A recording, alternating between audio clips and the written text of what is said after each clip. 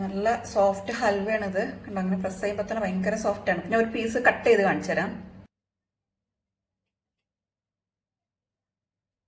കണ്ടോ, ഭയങ്കര സോഫ്റ്റ് ആണ് ഈ ഹൽവ. നല്ല ടേസ്റ്റിയാണ് കഴിക്കാനായിട്ട്. അപ്പം എല്ലാവരും ഒന്ന് ട്രൈ ചെയ്ത് നോക്കുക.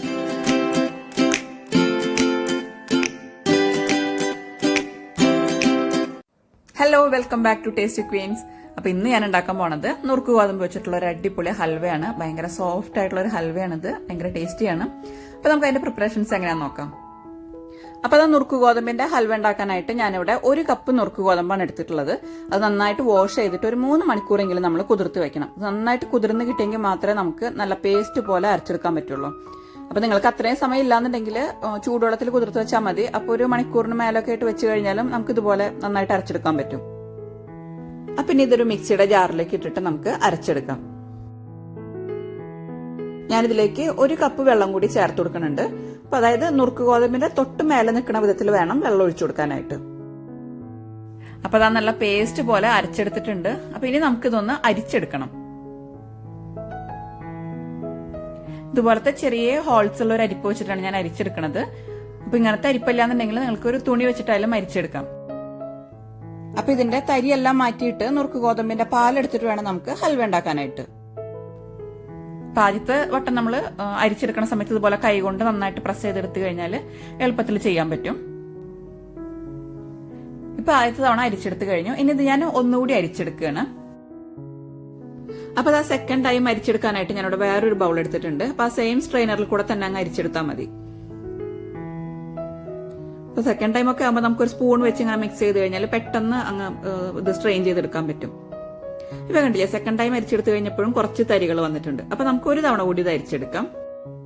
അപ്പൊ ഇങ്ങനെ 2-3 തവണ അരിച്ചെടുത്തെങ്കിൽ മാത്രമേ നമുക്ക് നുറുക്ക് ഗോതമ്പിന്റെ ക്ലിയർ ആയിട്ടുള്ള പാലെടുക്കാൻ പറ്റുള്ളൂ. അപ്പൊ തേർഡ് ടൈം വീണ്ടും ഇത് അരിച്ചെടുക്കുകയാണ്. ഇപ്പൊ ഇതിനകത്ത് തരികളൊന്നുമില്ല. നമുക്ക് നല്ല ക്ലിയർ ആയിട്ടുള്ള പാലാണ് കിട്ടിയിട്ടുള്ളത്. അപ്പൊ ഇത് വെച്ചിട്ടാണ് നമുക്കിനി ഹൽവ ഉണ്ടാക്കേണ്ടത്. പക്ഷെ ഇതിപ്പോ നല്ല തിക്കായിട്ടുള്ള ഒരു പാലാണ്. അപ്പൊ ഇത് നമുക്കൊന്ന് ഡൈല്യൂട്ട് ചെയ്യാൻ വേണ്ടിയിട്ട് ഇതിലേക്ക് 2 കപ്പ് വെള്ളം ഒഴിച്ചു കൊടുക്കാം. അപ്പൊ ഇത്രയും കട്ടിയുള്ള ഈ പാല് ഡയറക്റ്റ് നമ്മൾ അടുപ്പിൽ വെക്കുന്ന സമയത്ത് പെട്ടെന്ന് കട്ടയാവാൻ ചാൻസ് ഉണ്ട്. അപ്പൊ അതുകൊണ്ടാണ് നമ്മൾ വെള്ളം ചേർത്ത് ഡൈല്യൂട്ട് ചെയ്യണത്.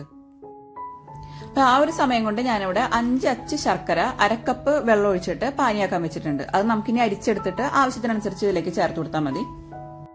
അപ്പൊ ആ ഹൽവ ഉണ്ടാക്കാനായിട്ട് ഞാനിവിടെ പാൻ അടുപ്പിൽ വെച്ചിട്ടുണ്ട്. അപ്പൊ നേരത്തെ എടുത്ത് വെച്ചിരുന്ന നുറുക്ക് ഗോതമ്പിന്റെ ആ പാല് ഇതിലേക്ക് ഒഴിച്ചു കൊടുക്കാം. അപ്പൊ ആദ്യം കുക്ക് ചെയ്യുമ്പോൾ നമുക്കിത് മീഡിയം ഫ്ലെയിമിൽ കുക്ക് ചെയ്തെടുക്കാം. എന്നിട്ട് ഇത് കുറുകി നല്ല തിക്കായിട്ട് വരുന്ന സമയത്ത് ഫ്ലെയിം കുറച്ചാൽ മതി. ഇത് നന്നായിട്ട് മിക്സ് ചെയ്ത് കൊടുക്കണം. കാരണം ഗോതമ്പ് ആയതുകൊണ്ട് തന്നെ ഇത് പെട്ടെന്ന് കട്ടയാവാൻ ചാൻസ് ഉണ്ട്. അപ്പൊ നന്നായിട്ട് മിക്സ് ചെയ്ത് കൊടുക്കണം. എന്നിട്ടൊന്ന് കുറുകി വരുന്ന സമയത്ത് നമുക്കിതിലേക്ക് 1.5 കപ്പ് നാളികേരപ്പാൽ ഒഴിച്ചു കൊടുക്കാം.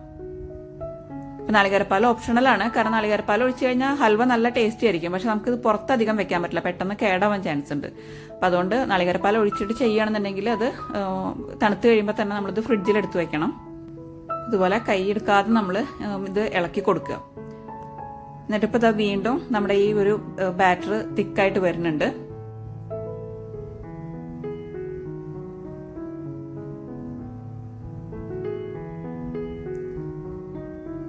ഈ ഒരു സമയത്ത് ഞാൻ നേരത്തെ നമ്മൾ ഒരുക്കി വെച്ചിരുന്ന ശർക്കരപ്പാനിയുടെ ഒരു 1/4 ഭാഗം ഞാനിപ്പോൾ ആദ്യം ഒഴിച്ചു കൊടുക്കുന്നുണ്ട്.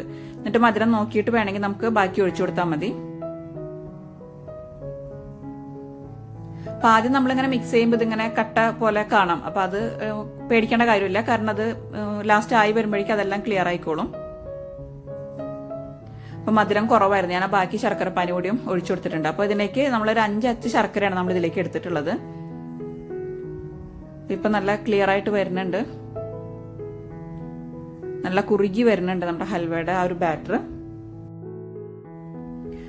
അപ്പൊ ഹൽവ ഉണ്ടാക്കുമ്പോൾ നമ്മൾ പ്രത്യേകം ശ്രദ്ധിക്കേണ്ട ഒരു കാര്യം എന്ന് പറഞ്ഞു കഴിഞ്ഞാൽ ഇതേപോലെ കൈ എടുക്കാതെ നമ്മളിങ്ങനെ ഇളക്കിക്കൊണ്ടിരിക്കണം.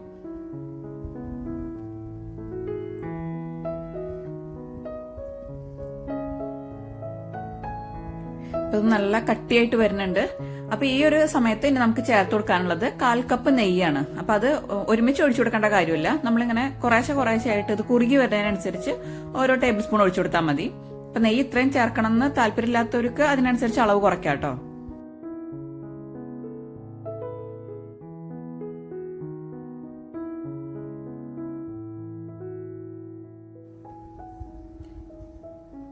അപ്പൊ ഞാൻ ഇടയ്ക്കിടയ്ക്കായിട്ട് നെയ്യ് ചേർത്ത് കൊടുക്കുന്നുണ്ട്. ഹൽവ അങ്ങനെ നല്ല കട്ടിയായിട്ട് വരുന്നുണ്ട് കേട്ടോ.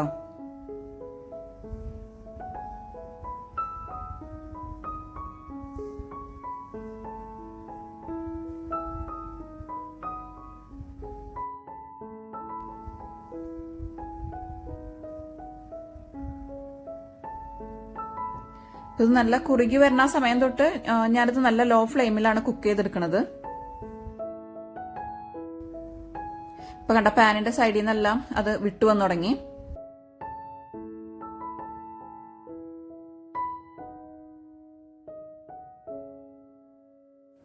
പിന്നെ ഇതിലേക്ക് നമുക്ക് ചേർത്ത് കൊടുക്കാനുള്ളത് കുറച്ച് ചോപ്പ് ചെയ്ത നട്ട്സ് ആണ്. അപ്പൊ ഞാനിവിടെ എടുത്തിട്ടുള്ളത് കാഷ്യൂനട്ടും അതുപോലെ ബദാമുമാണ്.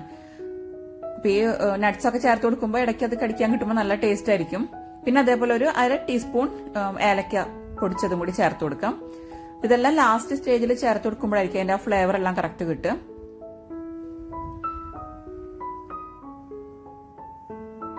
കുറച്ചുകൂടി നെയ്യ് ചേർത്ത് കൊടുത്തിട്ട് നമുക്ക് നന്നായിട്ട് മിക്സ് ചെയ്തെടുക്കാം. ഇപ്പൊ ഇന്ന് പാനിൽ നിന്ന് നല്ലതായിട്ട് വിട്ടു വരുന്നുണ്ട്. ഇതിന്റെ ഒരു കറക്റ്റ് പാകം എന്ന് പറഞ്ഞു കഴിഞ്ഞാൽ നമ്മളിതിങ്ങനെ ഇളക്കുമ്പോൾ പാനിന്റെ സൈഡിൽ നിന്നെല്ലാം വിട്ടിട്ട് നമ്മൾ ആ സ്പൂണിന്റെ കൂടെ തന്നെ അത് ഫുള്ള് വിട്ടു വരണം.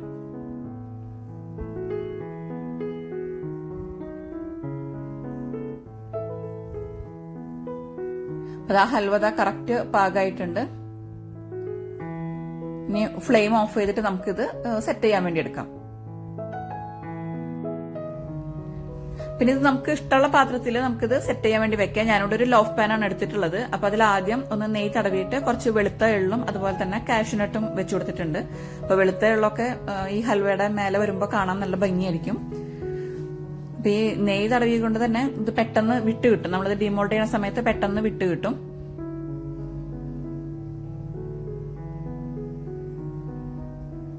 അതിനുശേഷം ഒരു സ്പൂണിൽ നമ്മൾ കുറച്ച് നെയ്യ് തടവിയിട്ട് അതുകൊണ്ടൊന്ന് പ്രസ് ചെയ്തൊന്ന് ലെവലാക്കി കൊടുത്താൽ മതി.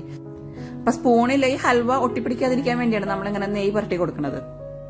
അതുകൊണ്ട് നന്നായിട്ട് പ്രസ് ചെയ്ത് ലെവലാക്കിയതിനു ശേഷം നമുക്കൊരു 2 മണിക്കൂറോളം നമുക്കിതൊന്ന് തണുക്കാൻ വേണ്ടി വെക്കാം. അപ്പൊ ഞാനൊരു സ്റ്റാറിന്റെ മൗഡിൽ കൂടി ഇത് സെറ്റ് ചെയ്യാൻ വേണ്ടി വെച്ചിട്ടുണ്ടായിരുന്നു. അപ്പൊ ഏകദേശം 2 മണിക്കൂർ കഴിഞ്ഞപ്പോൾ ഞാനത് ഇവിടെ ഡിമോൾഡ് ചെയ്തിട്ടുണ്ട്. നല്ല അടിപൊളി സോഫ്റ്റ് ആയിട്ടുള്ള നുറുക്ക് ഗോതമ്പിന്റെ ഹൽവ റെഡി ആയിട്ടുണ്ട്. നല്ല ടേസ്റ്റ് ആണ് ഇത് കഴിക്കാനായിട്ട്. നിങ്ങൾക്ക് എല്ലാവർക്കും ഈ ഹൽവയുടെ റെസിപ്പി ഇഷ്ടപ്പെട്ടു എന്ന് വിശ്വസിക്കുകയാണ്. അപ്പൊ എല്ലാവരും ഒന്ന് ട്രൈ ചെയ്ത് നോക്കിയിട്ട് അഭിപ്രായങ്ങൾ പറയാം. ഞങ്ങളുടെ ചാനൽ ഇതുവരെ സബ്സ്ക്രൈബ് ചെയ്തിട്ടില്ലെങ്കിൽ സബ്സ്ക്രൈബ് ചെയ്യാനും ലൈക്ക് ചെയ്യാനും ഷെയർ ചെയ്യാനും മറക്കരുത്. Thank you for watching Tasty Queens. പുതിയൊരു വീഡിയോയുമായി കാണുന്നതുവരെ ബൈ.